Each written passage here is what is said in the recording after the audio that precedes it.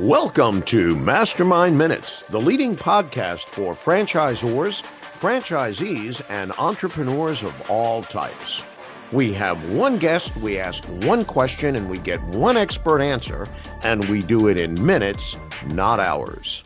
Hello again, and welcome to another edition of MasterMind Minutes. My name is Gary Occhiogrosso. I'm the founder of Franchise Growth Solutions and the publisher of the Franchise Growth Solutions National Newsletter, which is a newsletter geared towards franchisees, franchisors, and entrepreneurs of all sorts. For those of you who are new to the Mastermind Minutes program, it's a very, very simple concept because I'm a really simple person. We have one guest. We ask one question or we have one topic, and we get what we believe is one expert answer. We do it in minutes, not hours. Additionally, we understand that sometimes can just be a tease and you may want some more information. So at the end of the program, we'll ask our guest how we can reach out. And if you want to, you can feel free to do that. And today, my guest is Jackie Secor, and Jackie joined Taco John's as the Chief Operating Officer in June of 2025, bringing more than 25 years of restaurant experience to the role, which is always good. Restaurant experience is always good for those of us who love the restaurant business. She began her career on the front lines at Auntie Anne's, and I have to tell you, I love those pretzels, and rose through the ranks to become the Senior Vice President of Operations and Training at GoTo Foods. And she's known for a data-driven approach, which I love that. I'm not a practitioner of that. Sometimes I'm a little too entrepreneurial, but data is important. And really having deep operational expertise. She has a proven track record of leading high-performing teams and driving strategic growth. At Taco John's, she oversees restaurant operations, technology, training. She is passionate about empowering teams and supporting franchisees and delivering consistent, high-quality guest experiences, which is what it's all about in the restaurant business. Jackie, thank you very, very much for being here today. I feel very honored that you're with us. Before we get into the question, why don't you tell us a little bit more about you, your background, and Taco John's? Sure. Thanks, Gary. I appreciate the opportunity to be with you and talk with you today. The intro is great and kind of gives the high level, but I think at its core, I fell into this business by accident a very long time ago. I think everybody's got a story about how they ended up here accidentally. But I started my career with a franchisee. And I think that experience has always guided me through my career on being able to relate to what it's like to be in the front lines and be part of a franchise or running the front end of a franchise organization. So anytime we implement or talk about or come up with a new strategy, my mind immediately goes to those days when I was managing a store and those 16-year-old kids that were running a register for and how that impacts them, right? Yes. And I think that lens and that perspective has really guided me well over the years and helped me be successful in my career. Yeah, I hear you. And I agree. We all have a story of like, how'd you get into franchising? How'd you get into restaurants? I always tell people, I don't really know. I got to think about it. It just kind of happened. Wasn't a plan. Was not a plan. Was not a plan. So with Taco John's, and we were talking before the program, it's been around for some time.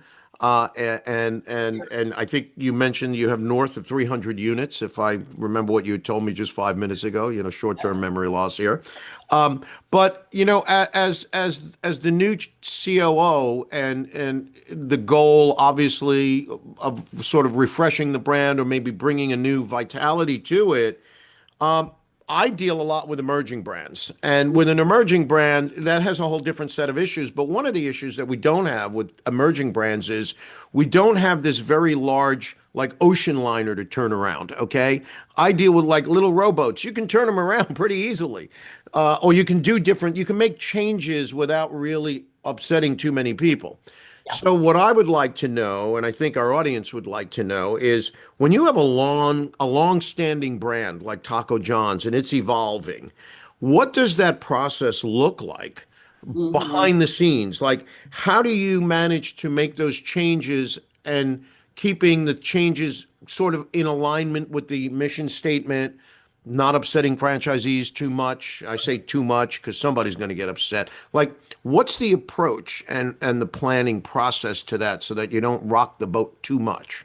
Yeah, yeah. I think I discovered very quickly as I onboarded with Taco John's that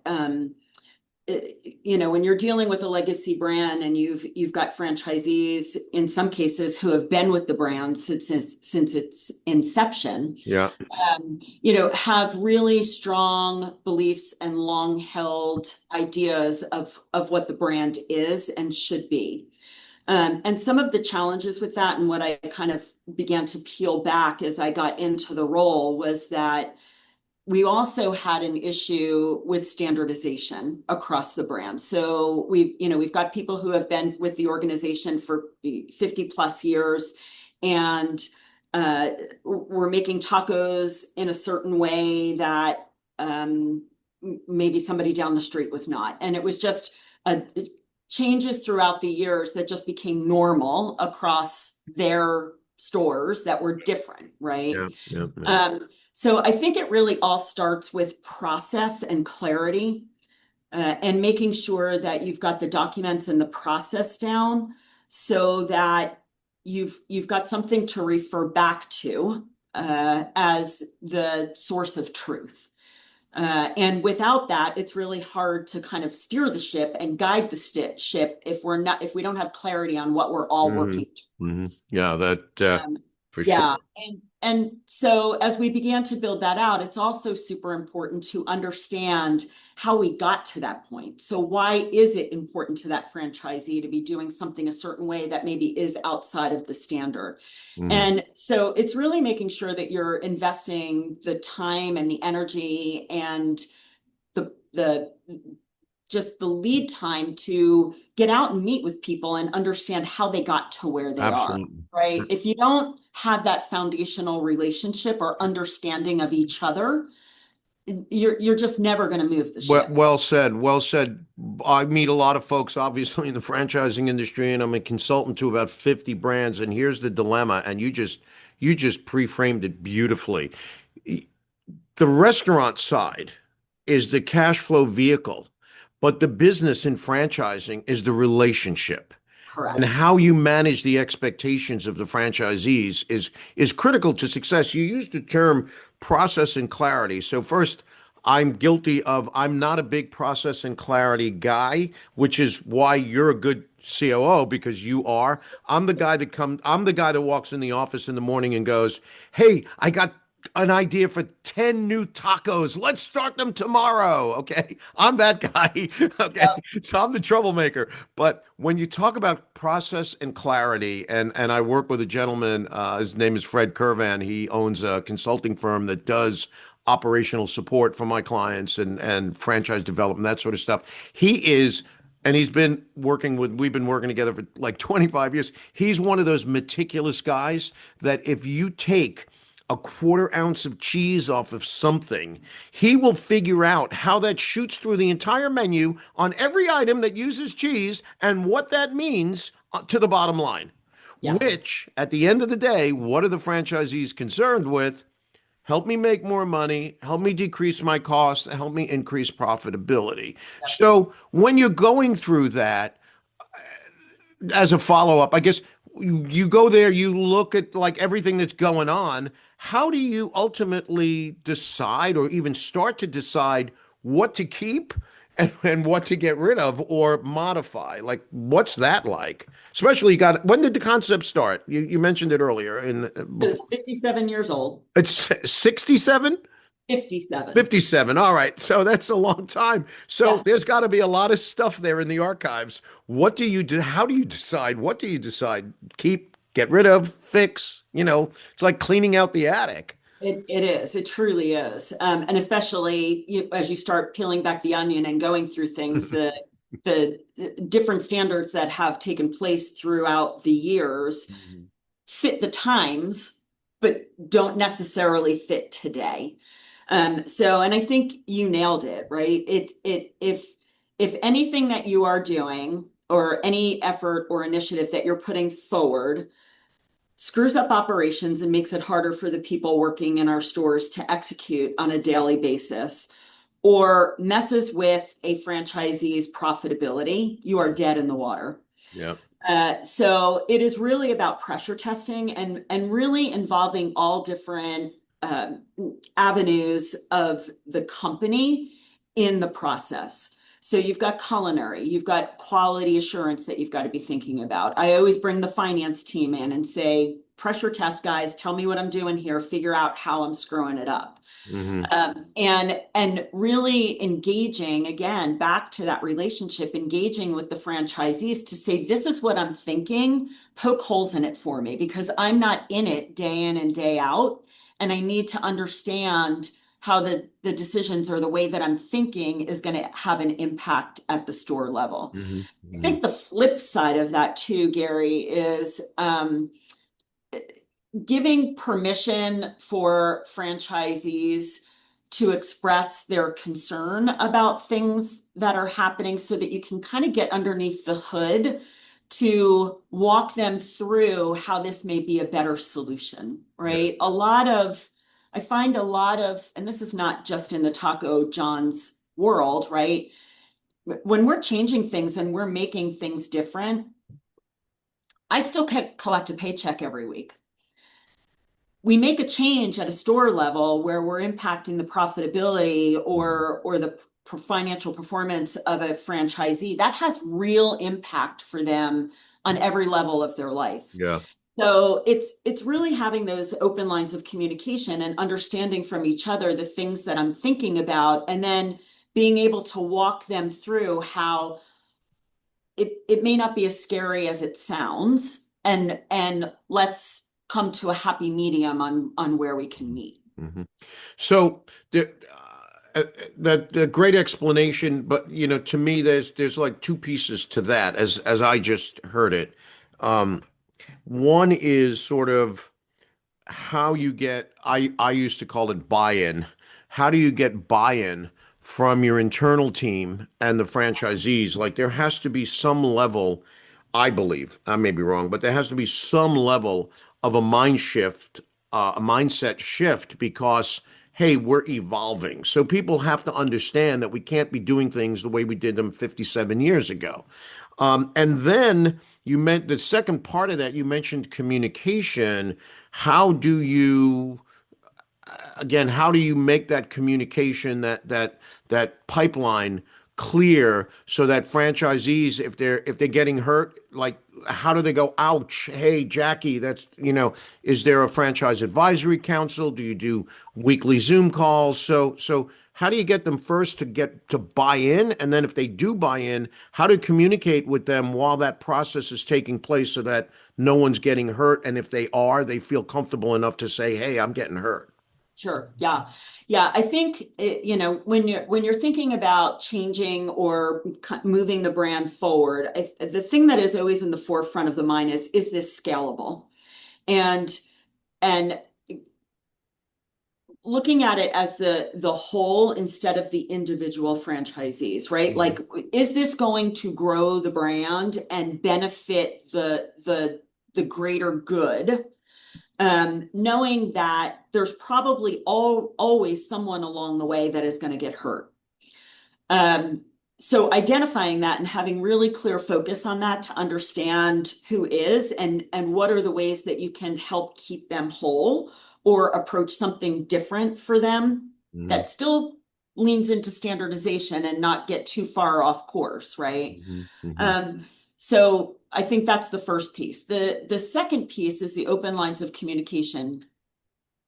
And I'm guilty of this as well. And I would say I probably lean more towards you, where I'm very like, hey, rah, rah, we got something really good. Let's go get it. Right. I surround myself with really good people to put tethers on my feet as I'm like floating up in the air and saying, Jackie, come back down to earth and let's talk about this. Right. So I think the first part is just really, it's critical to have people around you that think differently than you do, that quite frankly are smarter than you, and are not afraid to challenge you on your thinking.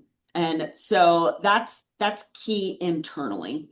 And just creating that open forum, whether it's through meetings or just regular check-ins, or I'm thinking about something and I'll pick up the phone and call somebody and say, hey, this is what I'm thinking. What do you think? Creating that environment where people are encouraged to give their feedback and not afraid to give their feedback or challenge, right? So that's key number one. Mhm. Yeah, I think that's incredible. That's well said. yeah, I mean, you have to, and you have to give people permission for that, right? I literally was on the phone with a vendor yesterday about a pilot that we're going to start, and I said to them, I was like, guys, we've got a lot of stuff going on here in this office. I need you that if you don't have my attention, to just wave in front of me or send me a note and say, Jackie, I really need you to pay attention to that. So it's not just about asking for the feedback, but giving permission for the feedback. Mhm. And you've got to verbalize it. You have to tell them, I expect you to challenge me on this. I think on the franchisee side, and this is kind of where the data-driven piece of me comes in, there's a lot of emotion in this business and a lot of, what if, or kind of going to, if this plays out the wrong way, here's how it's going to hurt me, instead of saying, let's let it play out and then figure out whether it is or not. So it is always best when, when you're approaching a franchisee or you're wanting to make a change for the system, to approach it in from a position of data as opposed emotion or this is what I think, Mhm. right? Do your homework, understand what other brands have done, understand what people within your network have done, how they handled it, and come to the conversation based in data, as opposed to emotion or thoughts or this is the way I feel.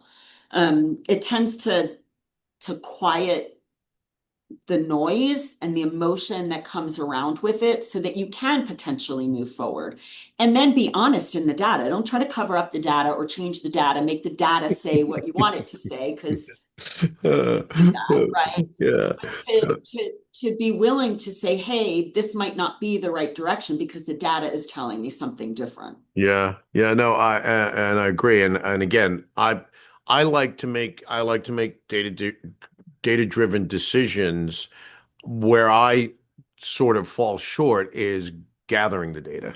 So Yeah, I know what I want to see. Fortunately, I work with people who are really good at like pulling little things that you would never think about. I was with a client yesterday and I got like the best compliment in the world. He said, I don't know what I would do without you guys. And I thought, wow, he's a franchisor.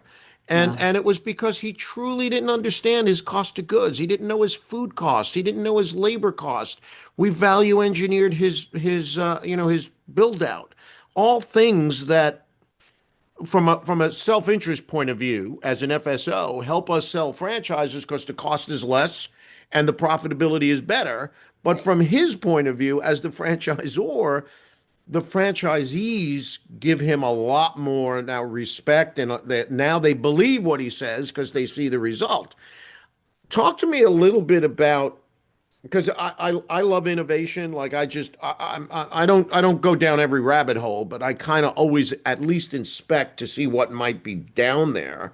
And how do you how do you figure out what is, you know, change just for the sake of change or just to be trendy or whatever? How do you sort those things out while still staying sort of authentic to the mission of Taco John's? I mean, I remember years ago I ran a fresh Mexican concept and we were one of the first people that got trans fats out of our menu. And at Yeah, that time, people didn't care about it. Like I had heard about it, read about it, and said, hey, we have to do this. yeah, But nobody really cared. So, and by the way, it didn't connect to our concept in any way, shape, or form. It was a Gary thing. Okay. So how do you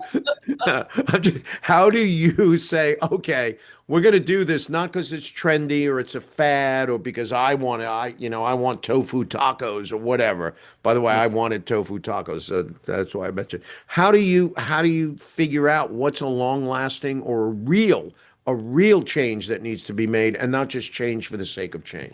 yeah, sure. Gary, if I had the answer to that question, I'd be a very wealthy woman, right? Yeah. Because Yeah.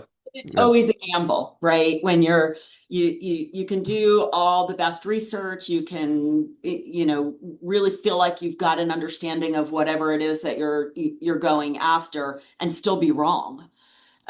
So I think from an innovation standpoint, I always wanted to be a fast follower, never a leader in things, right? Like let the big guys kind of try it out first and let's see how they make out. But keeping your eye on that always to understand what the trends are and what seems to be bubbling up. And I think it really relates back to what does your brand stand for, right? So as you think about innovation, what does your brand stand for and what does your messaging want to be? And are the things that are happening in the world and the environment, are those things related to that brand messaging? And I can give you an example, right? For Taco John's, the way that we feel like we differentiate ourselves is through quality. So we get really clear on what does quality mean to us and what are those key messages that can come through with marketing, with operations, with the in-store experience that give that quality message, right? And so then what are the things that are happening in the world that we can pull in to say that marries or matches to our messaging? And so let's look at that and investigate that. I think Yeah. we always look at it through that lens. Yeah, and again, that really aligns with when we, I'm I can't believe you just said that because when we take on a client or when we're considering taking on a client in a discovery, especially if it's a restaurant client that might have just 2 or 3 units and they're thinking about franchising. So generally speaking, it's somebody that probably still is making the pizza. Okay, I'll just put it to you that way. The question that I ask every potential client for Franchise Growth Solutions is, tell me about your brand. Tell me about the differentiation, the points of differentiation, but tell me about the brand. And the only rule, and by the way, I'll tell them, and you don't have to answer it now. The only rule in answering the question is you can't use food or tell me about your food in the explanation because your brand has to be more than the food because everybody sells food. Sure. And sometimes they will have a very concise or cogent answer. They'll say, well, we're about, this is our mission statement, or it's that, or this is what our brand, like you said, what is this brand about? It's not about tacos. It's about what you bring to the world. And that is a major piece because if everybody buys into that, then everybody checks off against that by saying, wait a minute, if we do that, does that check off against this? Right. So that's key. Last question I have for you is, you know, it's a tough. I'm going to say because I've sort of when I my last like job, one of my jobs was we would buy companies, franchise companies, and I would have to somehow figure out how to blend the cultures of those Mhm. companies. So sometimes when you come to a brand that's well established and you're coming in, it's almost like you're, I don't want to say recreating the culture, but you are blending sort of the new and the old. From your background, this is more of a personal question for you. From your background, in terms of what you've learned, what were the, sort of leadership principles that guide you in really doing this sort of a task? What have, I know it's a tough question, but I'm just curious. Yeah, no, no. Um I think for me, from a leadership perspective, and what has guided me is the belief that in no matter where you work in this industry, we are in the people business, Mhm. right? Yep, without a So doubt.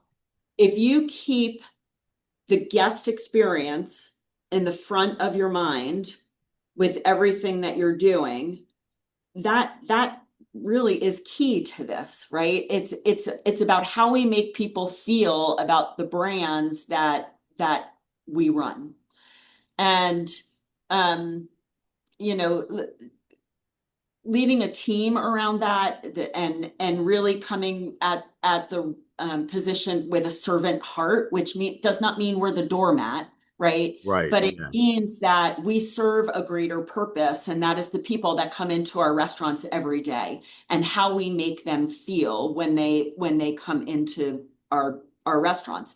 And if you're thinking about that from a culture standpoint, first of all, that's really hard to argue that, and anybody's going to argue back that we shouldn't be focused on that, right? And then and then just talking about it and how does the things that we're doing, how does that impact the guest and the experience that they're going to have at our front counters or our drive-through or our DoorDash drivers or our, any way that they're interacting with us now. Yeah. And if you lead from that perspective, it doesn't work with everybody, but people truly just want to serve the people that are walking into our stores. Yeah, that's a wonderful and a brilliant last thought on this. I appreciate that. So, um, just sort of to wrap it up here. First of all, for the audience, we've been speaking with Jackie Secor, who is the Chief Operating Officer of Taco John's, which is a brand that's been around for 57 years, north of 300 units, long history. Jackie, if somebody is interested in learning more about Taco John's or wants to reach out to you, what's sort of the best, most efficient way for that to happen? Well, anybody can go to our Taco John's website and there's a contact us form there that Great. you're happy to, submit and my team will get the message to me Okay. and happy to connect with people. It's always Great. empowering and enlightening and I always feel like I learn things when you meet people along the way who want to talk shop. Couldn't agree more with you. And we will put, just so you know, when we post this on LinkedIn and on YouTube and Spotify, we will put the link to the webpage in the bio, in the Perfect. content so people could just click on it. Jackie, Perfect. thank you so much for being with us today. Truly appreciate it. I'm a long time ops guy. By the way, I hate operations, just so you know. I'm not cut for it. It's not me. But I love talking operations. I love talking franchising and, how, especially when you have a heritage brand and you're bringing it and you're revitalizing it and you're dealing with, a lot of people in the boat, franchisees. So I truly, truly appreciate you being with us today. I appreciate the opportunity, Gary. Thank you.